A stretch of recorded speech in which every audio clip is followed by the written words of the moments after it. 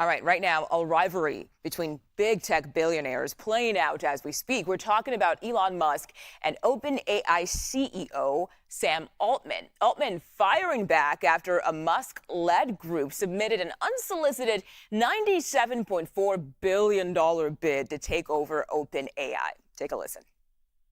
Sam, should you have taken Elon's offer? You refused $1 billion for Elon Musk.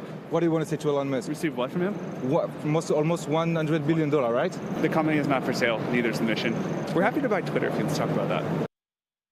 Wow, okay. Altman made that same message in a post to X, saying he'll buy Twitter for just $9.74 billion. CBS News correspondent, MoneyWatch correspondent Kelly O'Grady joins us live. And Kelly, thanks for being here. Altman is under mounting pressure right now to transform OpenAI from a nonprofit to a for-profit organization. So does Musk's bid ramp up that pressure he's feeling? To some extent, yes. I mean, for one, even though this might have been a rather shocking number that he threw out there, we've seen this before with Twitter, and we know how that story played out over a number of months.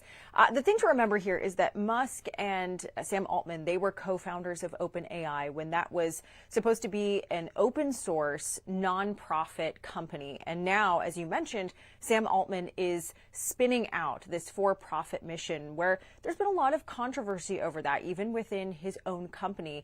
And so to some extent, this bid from Musk does put pressure because he is having to go around to convince his current investors and sort of siphon this piece off that if some of them did find Musk's bid attractive, there would be some negotiation that would have to happen. That being said, I mean, OpenAI has been very successful in its endeavors. It does sound like their investors are happy with it. So how much pressure Musk's bid puts on the situation is a little bit hard to tell, but certainly a lot of attention on the situation, Mugo. A whole lot of attention. Okay, Kelly, Elon Musk's name is also popping up on Capitol Hill right now. Lawmakers are pressing Federal Reserve Chair Jerome Powell over Elon Musk's Department of Government Efficiency gaining access to a payment system within the Treasury Department. Let's take a listen to that first. Is the system safe today? I believe it is, and I will tell you, we are very strongly committed to the integrity, efficacy, resilience, and all those things of this system. And people do depend on this in a big way, and we're committed to that.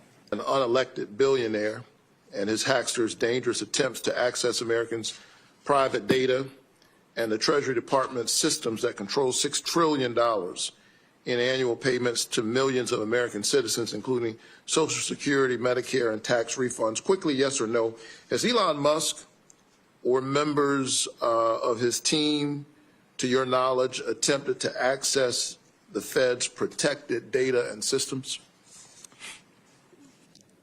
Yes or no? I don't believe so. I don't believe so. Okay, Kelly, we got to know, what is your immediate reaction to these exchanges? So look, there's always some drama when it comes to these hearings. I think what's interesting to hear is someone who, doesn't have a political affiliation. You're not supposed to have a political affiliation at the head of the Federal Reserve. There's been a lot of scrutiny on whether Musk does have access to these. And you are hearing from someone who has direct knowledge of it, that he's not worried about it. So that's what I'm taking away from that exchange. All right, Kelly O'Grady, thank you so much for your time.